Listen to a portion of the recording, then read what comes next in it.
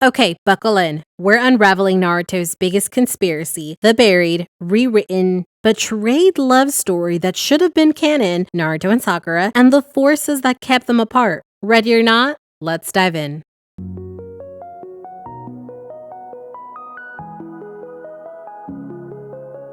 So the way I wanted to explain Naruto and Sakura is that unlike the Zutaro ship from Avatar The Last Airbender, there is hardcore proof that NaruSaku could, emphasis on could, have been endgame. Not only do the characters clearly show interest in one another, which leads to romantic potential, but the mangaka Masashi Kishimoto did intend for Sakura to be Naruto's final girl and for Naruto to be Sakura's final guy. But Day, you may say, why would you assume that? He wrote the ending, so clearly his decision of a NaruHina and SasuSaku was what he intended, right? He even said so in interviews. And to that I say, did he really though? Just because he said something doesn't mean he actually meant it, because anyone can write an ending, especially when buku money, health, loss of idea or passion, contractual obligations, or even peer pressure is involved. Personally, I think contractual obligations and peer pressure were the main factors that veered Kishimoto's story to what it is today. And just who would be responsible for that specifically? I'll tell you who. Masashi Kishimoto's editors and Studio Pierrot, of course. But one thing at a time.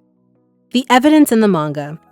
As someone with a degree in creative writing and a longtime writer and reader, I can confidently say that Kishimoto set up Naruto and Sakura as a plausible and, in my opinion, original endgame in the manga narrative. The text and art support it. Let's walk through the narrative evidence, shall we? The forehead kiss. Naruto stops chasing a rivalry and falls for Sakura as Sakura after seeing her need for acknowledgement, which mirrors his own. At first, it was a cute, funny gag that showed just how hard Naruto was crushing over Sakura, because even by 12-year-old standards, it's a lot. He thought her forehead was beautiful and that she's cute. And in that deception, when Naruto asks Sakura why she likes Sasuke, Sakura is sincere and honest. Her feelings of acknowledgement is something Naruto relates to, and he actually sees her as more than a crush and a cute girl. He realizes they are similar and she's her own person like him, which cements his feelings into something super long-lasting, even with the moments of heartbreak. It was never about Naruto's rivalry with Sasuke after that specific moment in time. Maybe you could chalk it up to the fact that Sakura became honest and Naruto had that realization. Otherwise, his feelings for Sakura were about Sakura, not Sasuke, I swear to God, the last. The 10th question. Sakura was one of the first to openly believe in Naruto's dream of becoming Hokage and taking action to make sure it came true. I find it funny people think 12-year-old Sakura hated Naruto and never supported him in his ambitions and dreams. And to that I say they are wrong. They need to reread the scene of the 10th question in the manga and from the reading infer that Sakura is actually one of the first to openly acknowledge his dream and wants him to succeed. Mind you, she's not the first, she's one of the first. Okay, we all know Iruka was the first, not Hinata, okay? Exhibit A, when she sees him struggling in the exam, and with how strict the instructions were, and knowing Naruto, who could try to cheat, but probably unsuccessfully, he would mess up his chances of being Hokage and be banned from ever being a ninja. Sakura protected Naruto despite the odds and was willing to flunk them so that they can try again next time. Like, these kids barely had any time to prepare for this Chunin exam after all. And there's other people that have done this thing for years and waited for the chance, so they're hella prepared. These kids haven't even been a ninja for 2 months, honestly. And Sakura willing to put everything so that Naruto has a chance later shows her willingness to risk herself for him. It's an early crack in her just teammates facade, revealing how much his presence matters to her survival and her heart. Heaven and Earth scrolls parallel. From the very beginning, Naruto and Sakura were framed as complements, body and mind, heaven and earth. It's a symbolic pairing that makes them feel destined to balance and complement one another. This can be found in the manga when they finally make it through the Forest of Death, and Iruka appears when they open the scroll and explains it all and basically calls them out. Promise of a lifetime. Naruto swearing to bring Sasuke back because Sakura asked is more than loyalty. It's love expressed as sacrifice. He put her happiness above his own, marking a turning point in how far he pretty much will go for her. The Shippuden reunion. Sakura's happiness upon seeing Naruto isn't just from relief. They are emotions of someone who has missed him dearly and someone who was aching for his return and safety. Also, can we mention the way that both of these kids blushed at seeing each other for the first time and how Sakura basically flirted with him? Mentioning how she looked more womanly, wanting to see if Naruto noticed her in that way, that is definitely not something you would say to your platonic friend, okay? It's right there in black and white. Read it, have fun. This is what I mean. The ramen scene. This was a quiet moment where Sakura fusses over Naruto's, and it just becomes an intimate glimpse of the domestic closeness that they could share. Her care is gentle, almost wifely, and Naruto is eating that ish up like a starving man. The Heaven and Earth Bridge. When Naruto loses control of the Nine Tails, Sakura's sheer horror exposes her greatest fear, losing him. It's not duty driving her despair, it's love and the thought of a world without him. Yamato's line. Yamato nearly confessing Sakura's feelings for her emphasizes the unspoken. Her actions just reveal the care that is so strong that others can even see it when she herself hasn't even admitted it out loud. Naruto's "how can I when I can't even keep my promise" scene. His crushing guilt at failing Sakura shows just how much her opinion and her happiness defines his sense of worth. She isn't just another friend, she's his measure of success. The pain invasion, his name and the hug. Sakura's cry of Naruto's name and the way she clings to him after his victory just radiates pride, relief, and affection. It's raw, unfiltered love bursting through the heat of triumph and survival. Sakura's confession, even though it's complicated, her confession still shows how desperate she is to protect Naruto. She is willing to lie if it means easing his burdens, an act born out of fierce, selfless care. And I mentioned this in the previous video, but Kishimoto intended for Sakura's confession to be honest, which means not everything she said in her confession was false. Namely, the bit where she loves and cares about Naruto and notices that he's always by her side. Come on now. Naruto saves Sakura, a la Minakushi. The parallel of Naruto saving Sakura just as Minato saved Kushina casts their entire bond in this same legendary light, a destined protective love echoing across generations. Sakura meets Minato, the girlfriend scene. Minato's assumption that Sakura is Naruto's girlfriend feels like fate winking at them, affirming the closeness and love that's obvious even to outsiders. Also, how brutal is it for Hinata, who just confessed and had her cousin die in front of her so she could end up with Naruto, only for Naruto to be coy and imply that Sakura was his girlfriend to his dead father. And Sakura didn't even deny it, which I thought would be the first thing she would have done. She would have been like, no, that's not true, stop playing around. Instead, she's like, boy, shut up. I'm trying to heal you. Literally, come on now. The CPR scene, Sakura literally giving Naruto life again, is the ultimate symbol of their connection. She is his breath, his anchor, and the person who refuses to let him go no matter what. She literally performed heart surgery mid-air and went above and beyond even what she would have done for others. No thoughts of Sasuke here, who was also dying, only Naruto. As you've witnessed, these are just a handful of those impactful evidence that shows the parallel, the bond, the chemistry, and the character motivations that define who Sakura and Naruto are to each other. Some scenes have romantic undertones and others just further deepen the dynamic between them. I may have missed some scenes, which you're welcome to mention in the comments, but these are the ones that I had to list because they are so crucial, not only to the Naruto narrative, but also to each other. They aren't filler fluffs, they are actual foundational story beats that mirror classic character-driven love development arcs. It was building up to something, or at least it should have. But first, a word from our sponsor. You ever notice how hard it is to find exactly the kind of comic you're craving? You finish one and then, boom, you're stuck in the void. The algorithm's like, here's something completely unrelated. Thanks, but no thanks. So here's the thing. I founded this website called Storykeeper. It's basically a library powered by readers, not algorithms, which means if you're hunting for slow burn romance, gothic horror, or even something super specific like vampires, but make it wholesome, you can literally search by tags and find it. And it's not just searching. You can add your faves, request the favorite comics you want to see, and basically help other readers discover hidden gems too. It's kind of like we get to build our own webcomic index, no gatekeepers, just us. So instead of waiting for the algorithm to hand you crumbs, check out Storykeeper and drop in your favorites. Who knows? Your recommendations might be the exact comic someone else is desperately hunting for at 3 a.m. Now back to the video.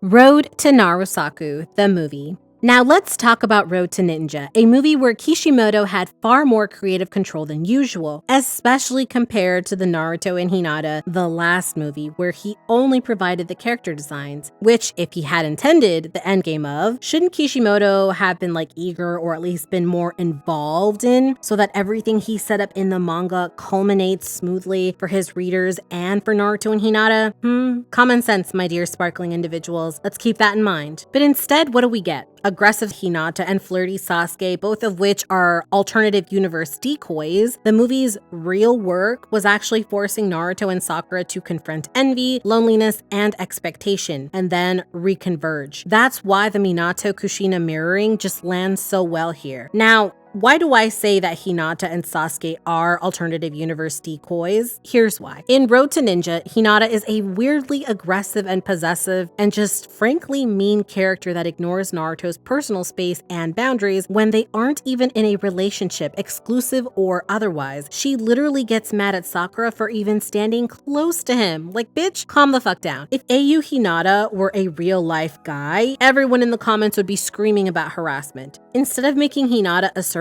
in a normal capacity or charming in a kind way, she's just a literal mean, jealous girl. It's frankly kind of embarrassing. Every time Naruto and Hinata moments just come on screen in that movie, Naruto couldn't be more desperate to avoid her. When she finally gets a chance to exist and have Naruto's attention on her, she's just a nightmare to him. Then we get a flirty, suave Sasuke who's all of a sudden into Sakura, the pinnacle of what Sakura supposedly wants in Sasuke. To notice her, to romance her, to choose her. And he does, as well as everyone else. And that's when Sakura begins to feel disillusioned. She's disappointed because she was never really his priority, much like the real Sasuke. And just like the mean Hinata, flirty Sasuke's shine wears off, making people realize they just aren't it. Thus, decoys. The real work of the movie was the tension created between Naruto and Sakura during the movie, which, by the way, is very weak and so out of character, but regardless, the tension created in the movie allowed them to live in each other's shoes and really come to appreciate what they not only had, but also lean in further to emphasize the situation and reality each character lives in. For Naruto, that's understanding he wants a deeper connection instead of validation like he assumed he wanted. And for Sakura, that's finally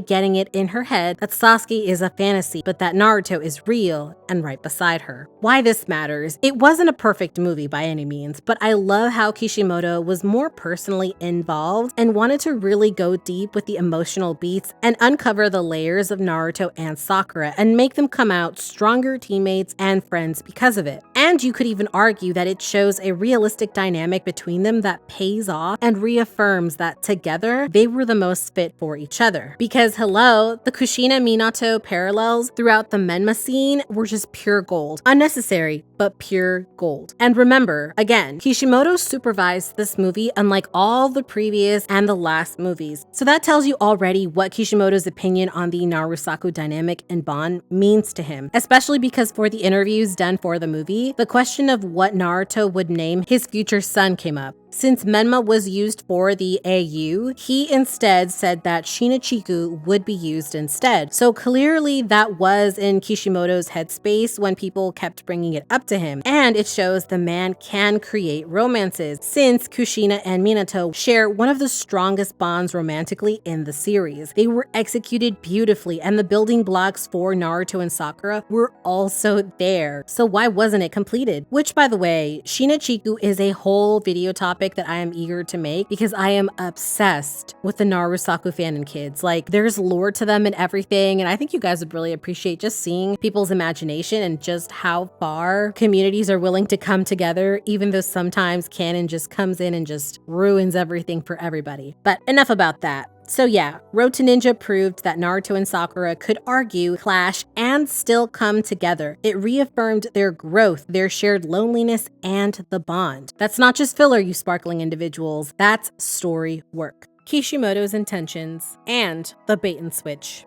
Okay, here's where it gets really wild. I believe I mentioned this fact in previous videos, but basically, when asked in an interview, Kishimoto revealed that he based Naruto off of himself, Sasuke off of his brother, and Sakura off of his wife. Like, that man's literally said those words. It's real. It's in the interviews, okay? My beautiful queen Sakura was modeled after the woman he married, and she is also reportedly a Naruto and Sakura fan. Seriously, it's also there in the interviews. It was also said that she was pissed at Kishimoto for the Naruto endgame couples since she was hoping for Sakura and Naruto. I find it kind of funny how Kishimoto has said that his wife actually knit him a scarf, like her, the Sakura real-life double if One Piece's Eiichiro Oda is to be believed. Like, seriously, the man apparently had met Kishimoto's wife at their wedding and had commented saying that she kind of looks similar to Sakura. This shit kind of writes itself up. But continuing on, apparently Kishimoto got the idea for Hinata to confess with the scarf because his own wife gave him said handmade scarf. Even in Origins, Sakura actually stays winning. So already we have concrete real-life examples of how Kishimoto might have been leaning before the end of the war arc, because based on the setup, the parallels, both real life and fiction, Kishimoto said he paralleled Minato and Kushina off of his own marriage, and Kushina as a mother off of his own wife.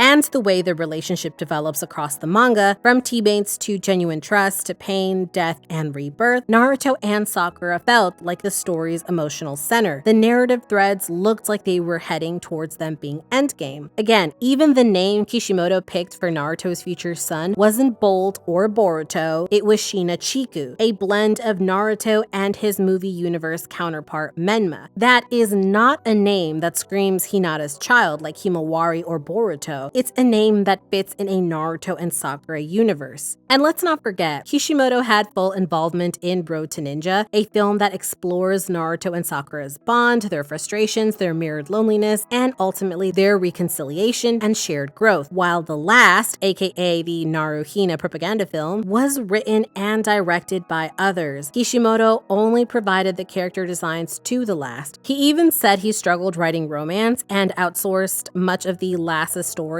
to the anime team, which is why it feels like a tonal transplant to many readers. So what happened? According to multiple sources and Kishimoto himself in interviews, editors and Hinata fans were in his ear all the time about the endgame pairings. The overwhelming Hinata energy from fans, especially in the West. I mean, how can we forget about the gross Gunner energy Naruto YouTubers of the time that were just being so vocal and so wrong? It's okay to like a character and certain outcomes, but to force the author to change his original intent and in such an underhanded way, because it wasn't about the story, it was just purely about their hatred for Sakura. It was reported that Kishimoto actually saw, as in his editors showed him several videos from supposedly YouTuber Sawyer7Mage and for Neverworld and other problematic Naruto YouTubers of that era to discourage him from making Sakura endgame. And apparently Kishimoto took their word as like the authority of what his Western audience wanted, which it wasn't. Literally, I feel so terrible that Kishimoto had to listen to that false drivel. There's like better creators out there that he could have seen that had better points and made valid criticisms and didn't bash Sakura for not having a rack like Hinata and coming across as submissive. All this noise surrounding Sakura and Hinata as contenders ended up creating pressure on him, which just contributed to the weird shit that we ended up getting. And normally it wouldn't really matter, except it was at the expense of a character character he was working so hard to make the best, most realistic in the Naruto series. He tried so hard to show Sakura's growth, and all anyone cared about was how she hit Naruto 3 times, max at least, in these 700 chapters of Naruto, and just how obsessed she was with Sasuke. There's also evidence that editorial interference reshaped the story's course. Kishimoto once said that he didn't originally consider Sakura the heroine, and by the end of the series, he retroactively named Hinata the main character. I find that retcon flip an astounding statement considering how Sakura was centered in Team 7 as the heroine and Naruto's love interest in the manga, anime, and merchandise for years. Literal years. Almost 10 years before they even got to the pain arc. It's like he was rewriting the blueprint in real time, despite Sakura being one of the most narratively complex characters in the entire cast, all to appease the voices around him. He also admitted to being discouraged from writing more for Sakura because she was considered unpopular. He was told this by his editors that people didn't like her, which is why we don't have any backstory for Sakura about her family or lineage. The only reason we have Mibuki and Kizashi was because Kishimoto added them to the Road to Ninja movie. Don't believe me? There's receipts and proof of this beautifully shown in Shate Georgiana's Why NaruSaku Didn't Happen and Sakura Haruno's heroine status was stolen. It is so rich in explanations and receipts, and you definitely need to check out after this video because that video honestly just inspired me to make this part 2. In fact, here's a small snippet that you guys can see so you know exactly what I'm talking about. I'll start with the first part. The editors themselves hated Sakura and started a negative campaign. Kishimoto tried to push Sakura and was supported by other mangaka, but the editors in Shueisha refused to allow a Sakura ending. Could this have any grain of truth into it? I say let's look back at a Jump Festa interview from 2010 and its contents. What does Kishimoto say back then? I have been told by other people that Sakura isn't acting like a heroine or that Hinata is more of a heroine than her. But if I think about it, Sakura really has the strength of a heroine inside her, and from here on she is ready to show it too. As we can see here, Kishimoto states that he has been told by other people that Sakura isn't acting like a heroine.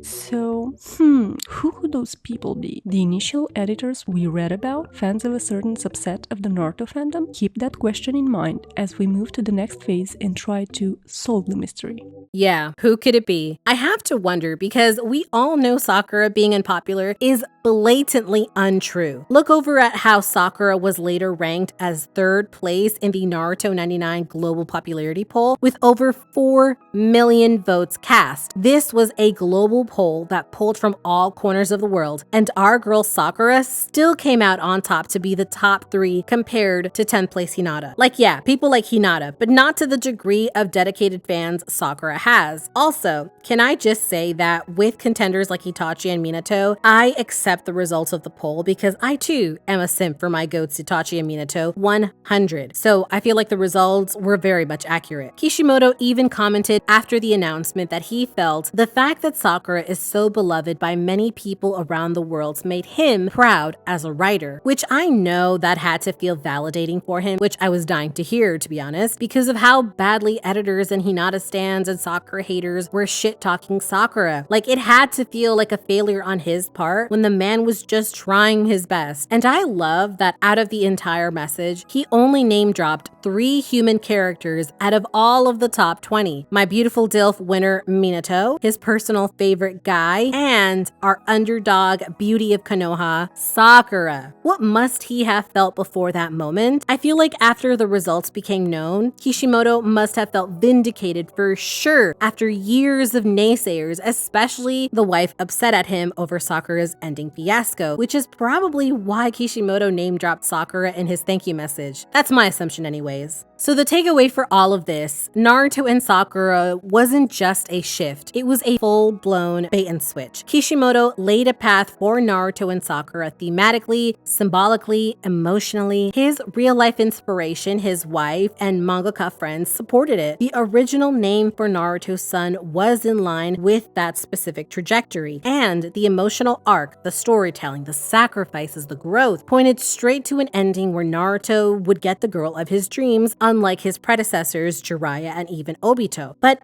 In the end, due to fan pressure, editorial influence, and perhaps maybe some internal doubt, Kishimoto caved and just flipped the ending, paving way for the mess and confusion that is The Last. Not a love story, but a retcon of everything already established in the manga. The Last and the Boruto Betrayal. Speaking of The Last, as I mentioned in the previous section, it is well known and established that Kishimoto did not write that script. The only contribution he gave to that movie were the character designs. Unlike Road to Ninja, this movie was made and written entirely by Studio Pierrot, my biggest op. The direction for the movie is obviously way off from Kishimoto's previous style of writing. How do I know? Because of the sudden change from Naruto not understanding love, seriously, the most emotionally intelligent character in the entire series, really, to falling for Hinata because of, what, again, jutsu? Because that's literally what it was. When that was never Naruto's style of love or the reason he even fell in love, the entire concept screams big yikes energy, gotta guilt trip Naruto in order to have him even acknowledge this girl. Honestly, it just kind of feels like Studio Pierrot filler. Regardless, when chapter 700 came out, I knew that we were doomed. Terrible character dynamic writing aside, the creation of Boruto felt like something less for fans and more for Studio Pierrot to continue the series and continue making money off of the IP. Because the creation of Boruto, his character, his inclusion to Naruto's life just feels so disjointed. It doesn't feel like something made out of love. The way Boruto interacts with Naruto comes across like Naruto is the stepfather trying to get along with his new stepson. That's how much emotional investment Naruto seems to put into Boruto and his home life. Besides the bizarre choice of writing, which you would think Studio Pierrot would make better, it's just justification after justification after justification for why these characters are together. There's so many added details that feel like they were shoehorned in to stick it to the haters. From Hinata being glorified, seriously, the glazing is insane. Read this.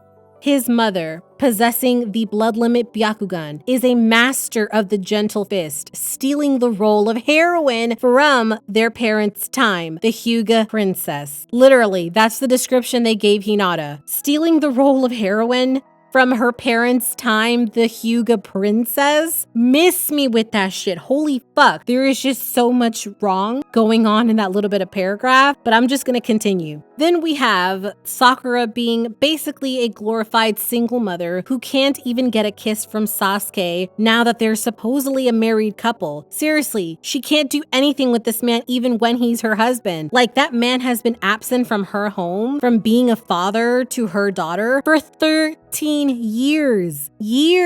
And even after Sasuke is reintroduced, they made the Retsuden novel as some sort of explanation, justification, and showcase for SasuSaku being this perfect for each other couple when really Sasuke didn't even know that couples were supposed to spend time together. This is literally the equivalent of Goku asking what is kissing after already having had 2 children and married to Chi-Chi for years. Like, holy shit. Like, the narrative dissonance is unreal. The concept of Boruto is just ridiculous as its plot. It does more of a disservice to the original Naruto cast and just makes everything Kishimoto wrote in the first place seem irrelevant just so that the NaruHina endgame came out on top. And Studio Pierrot and Ikemoto can't even do that right. Like, I fucking hate Naruto and Hinata together, but I know I could have written a next generation franchise involving Naruto and Hinata way better than whatever the fuck we have going on, hands down. Like, I would have made that shit like the next Minato and Kushina love story of the generation. Instead, I don't know what the fuck is going on right now. The conspiracy begins.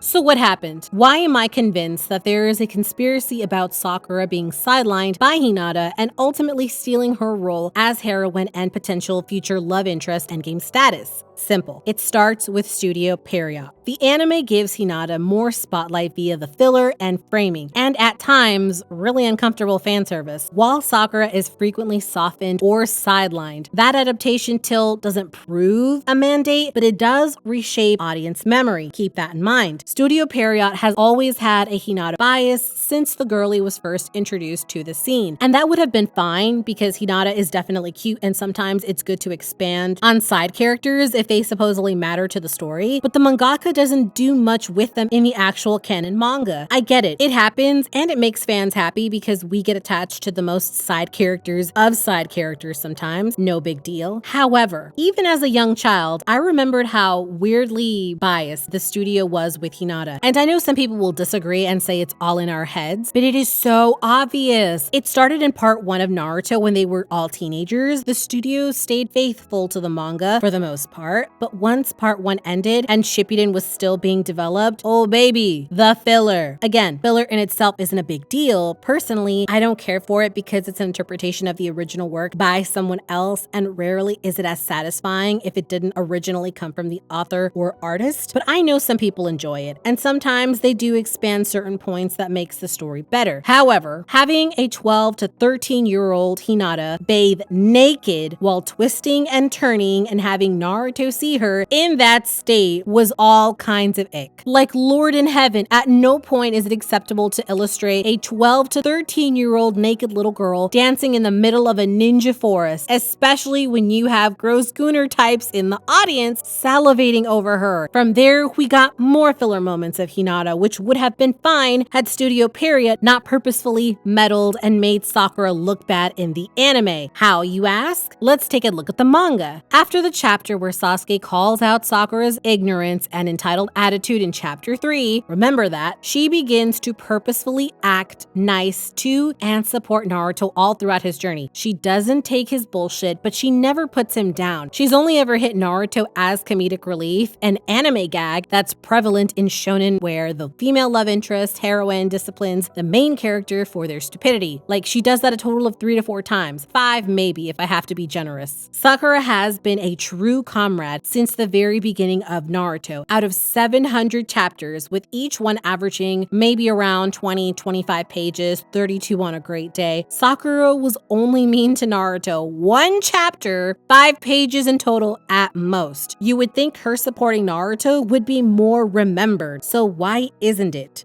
The answer? Studio Period. Here's some examples. Sakura in chapter 3, where she's kind of acting mean and then gets humbled, and then she starts to actively think in her head supportive thoughts about Naruto. Another example, Sakura pushes Naruto out of danger during the wave arc when they first encounter Zabuza. Studio Period erased that moment and made Naruto jump out on his own. Sakura during the Chunin exams, she actively thinks about helping him, just very supportive thoughts in her head, and in the anime, they literally made her laugh and scoff and kind of smirk at his literal stress and panic and fear of failure. Then there was another scene in the anime, I believe, that had Sakura over here internally thinking, who would she save if she had the chance, Sasuke or Naruto? Again, another example that the manga never illustrated or even made a point to do, because what kind of stupid answer is that? And there's other things like Studio Period making Sakura seem so much more desperate for Sasuke than she really is in the manga. But back to the Hinata bias. Hinata got entire filler arcs dedicated to her, sometimes even at the expense of the main cast. Sakura relegated to background duty. Hinata got fan service shots as a literal teenager in ways no other kunoichi did, which is disturbing when you step back and realize the intent behind it. You guys remember that naked dancing scene when she was 12 to 13 years old that I just mentioned? Yeah, that shit was weird. Or the weird Hinata cosplay, like the maid outfit that the studio had her in, that was hella weird. And the Chinese dress up shot where they had to censor with a plant so the audience doesn't see her hoo-ha, yeah, that was also fucking weird. And I'm not even touching how Studio Period went to town on her in the last movie. Those bulging thighs over her tight, those big ass rack that she had, a goth wedding dress, someone was making their fantasy come to life, I swear, mark my words. And whenever Hinata wasn't on screen, Period made sure to add moments or cutaways to remind us that she literally existed, even when it wasn't relevant to the plot. The infamous paint arc when he levels the city and Hinata steps in the manga, girly literally only confesses, rushes forward, and gets killed. She wasn't clever to try to get rid of the poles pinning Naruto down, or makes it seem like she was using herself as a distraction so someone else could help. Hinata literally went down there on a suicide mission. Her being useful was purely a studio decision, which again would have been fine fine were it not at the expense of putting Sakura and her bond with Naruto down. A fat lot it did Hinata anyways, considering her confession never gets addressed in the manga after that moment. Talk about dying for unrequited love. Meanwhile, Sakura was the designated punching bag, not just for the fandom, but within production circles too. She became an easy target for editorial meddling, with reports that Kishimoto's editors didn't like Sakura and pushed him to elevate Hinata instead. Fan backlash, Sakura consistently ranked high in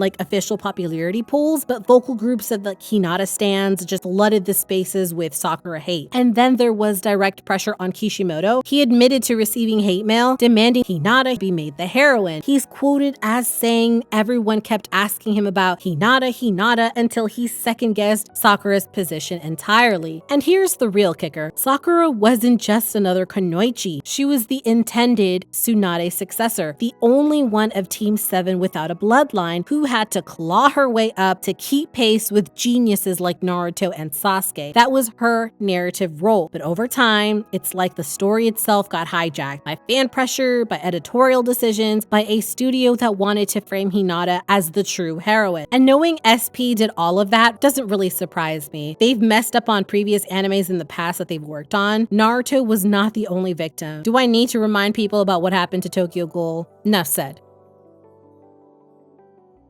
Now, I think it's important to also give a look into what the Naruto fandom had to say, which was a lot. The discourse between Hinata and Sakura is nothing new. It was around during part 1, though not as crazy, I don't think, and only really began to gain traction around the time Shippuden began, and then just exploded into insanity as soon as the war arc started. Maybe even before that, around the pain arc, actually. Feel free to correct me if I'm wrong, or if you remember any earlier. Most of what I remember during those times, and mind you, I primarily only read the manga and skimmed Tumblr. I wasn't into YouTube around the early 2010s, but mentions of the Naruto YouTubers in forums made me realize the sheer amount of delusional craziness Hinata stans spewed. Now remember, I'm talking about the really crazy Hinata stans, not the regular people who just like Hinata and think she's cute, okay? There's a difference. I am well aware that every subset mini fandom has their crazies, but to the point that they began sending hate mail and threats and just begging for Hinata to win Naruto to Kishimoto and his editors and the studio to make Hinata endgame is a level of audacity that makes me firmly believe in never rewarding bad behavior. For the many essays, blog posts, and analysis videos out there that break down the manga and anime legitimately, there's delusional stans that go a touch too far and make up some weird-ass fantasies. Take, for example, the fanverse. It argues that the real Minato and Kushina parallel was Naruto and Hinata, a retrofitting that came way late in the game. Originally, fans and critics alike pointed out the obvious similarities between Naruto and Sakura and Minato and Kushina, the fiery girl grounding her goofy blonde ninja. But later, the story pivots. Suddenly, Hinata is retrofitted as the Kushina parallel, with her loyalty and support painted as the deciding factor. Or they even liken her to Minato, since Minato also followed Kushina around when she was younger, and Naruto is similar in temperament to his mother. Aside from the obvious reach, this was all done in the spirit to erase and deny the original intention with Minato and Kushina, even when Kushina told baby Naruto to find a girl like her, which Sakura fits the mold to a T and then some. And let's not forget the obvious parallels Kishimoto painted in the Road to Ninja movie, where he took direct Minato and Kushina panels from the manga to showcase in there. Then we have the Tumblr threads pointing out how Sakura's confession in chapter 469 was clearly a way to close off the Naruto-Sakura route. When chapter 469 happened, the world exploded. Sakura confessed her love to Naruto, but instead of it being taken seriously or trying to understand where it was coming from, because Kishimoto said he was portraying an honest girl in that moment. Instead, the narrative frames it as a fake from Naruto's perspective. As we all know, Naruto can sometimes be an unreliable narrator, but fans, especially Naruto Hinata stans, SasuSaku stans, and Sakura haters, just took Naruto's words and ran for their fucking lives. Most like to agree that this was a deliberate device meant to shut down the Naruto-Sakura door, which if that was the case, then that only proves that there was a Naruto and Sakura path to begin with. This particular thread that I'm showing you just pretty much shows very little factual comprehension and more of a wish fulfillment type interpretation. Then you have Animated Times confirms Kishimoto didn't originally think of Sakura as a heroine, but why? Because he was told she was unpopular, and that's heartbreaking. So there was a lot of him not bothering with it, and yet also leaving the story to see where it went naturally, and just people did not like that angle either. And that's not even mentioning the YouTubers of that time, where Sawyer7 Mage, For Neverworld, and others who allegedly would vocally do everything in their power to bash down Sakura and any and all contributions she made in the manga and war arc, manipulating the obvious evidence whenever anything Naruto and Sakura or Sasuke and Karin came up, while convincing the fans about the meager crumbs Hinata had, claiming it was destiny meant to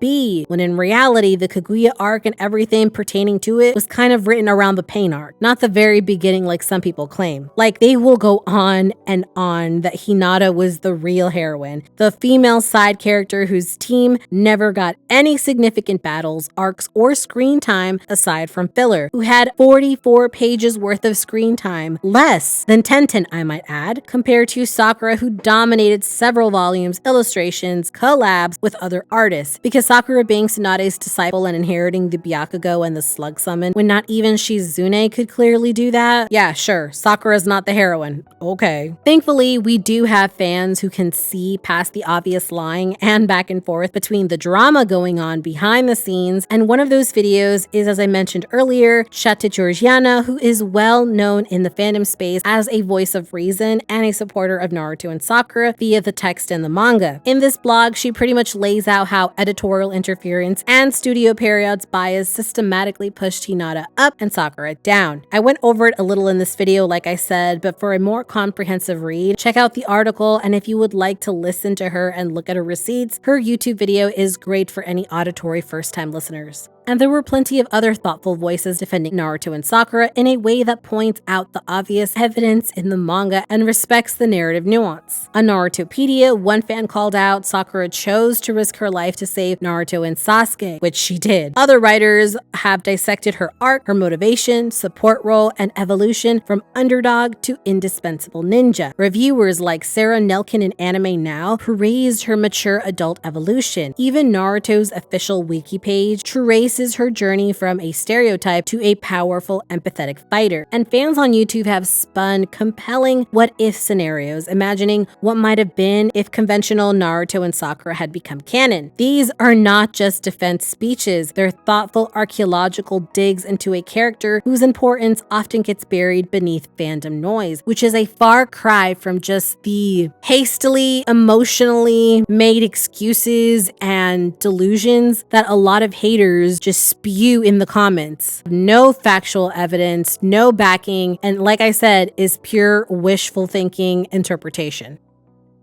The true heart of the story.